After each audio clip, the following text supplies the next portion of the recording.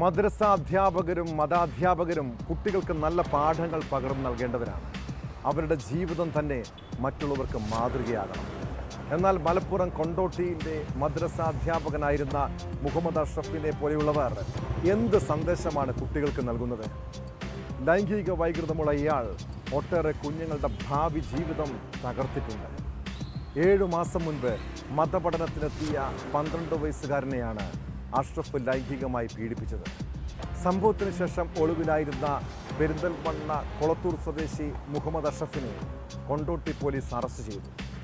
സമാന രീതിയിൽ കുട്ടികളെ പീഡിപ്പിച്ചതിന് കണ്ണൂർ ജില്ലയിൽ 2ഉം തിരൂരിൽ 1 കേസും ഇയാൾക്കെതിരെ നിലവിലുണ്ട്.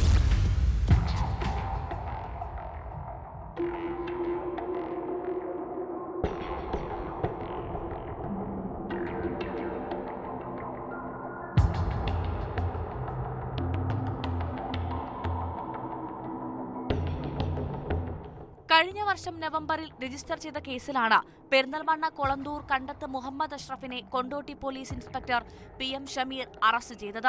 പീഡനത്തിനിരയായ കുട്ടിയുടെ പരാതിയിൽ കേസെടുത്തതോടെ ഇയാൾ ഡൽഹി, അജ്മീർ, ഹൈദരാബാദ്, ഏർവാടി, മംഗലാപുരം തുടങ്ങിയ വിവിധ സ്ഥലങ്ങളിൽ ഒളിവിൽ കഴിയുകയായിരുന്നു. നാട്ടിലോ വീട്ടിലോ ആരുമായും ബന്ധപ്പെടാതെയും മൊബൈൽ ഫോൺ ഉപയോഗിക്കാതെയുമാണ് പ്രതി ഒളിവിൽ കഴിഞ്ഞത്. ഇവിടങ്ങളിലെല്ലാം പോലീസ് എത്തിയെങ്കിലും തൊട്ടു മുൻപായി ഇയാൾ പിടിയിലാകാതെ രക്ഷപ്പെട്ടു പോവുകയായിരുന്നു.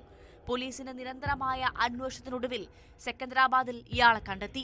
പോലീസ് പിന്നാലെ ഉണ്ടെന്ന് മനസ്സിലാക്കിയതിനെ തുടർന്ന് ട്രെയിനിൽ കയറിപ്പോയ പ്രതിയെ കോഴിക്കോട് റെയിൽവേ സ്റ്റേഷനിൽ വെച്ച ട്രെയിനിൽ നിന്നും പിടികൂടുകയായിരുന്നു.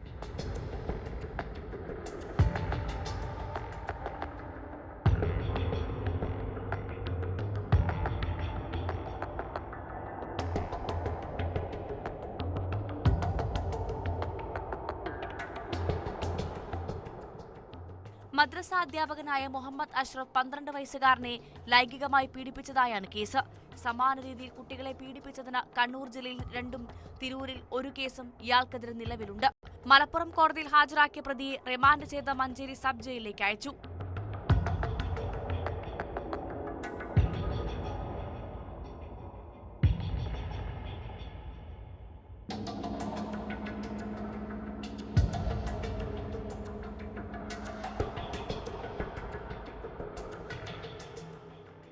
ന്യൂസ് 18 തിരൂർ.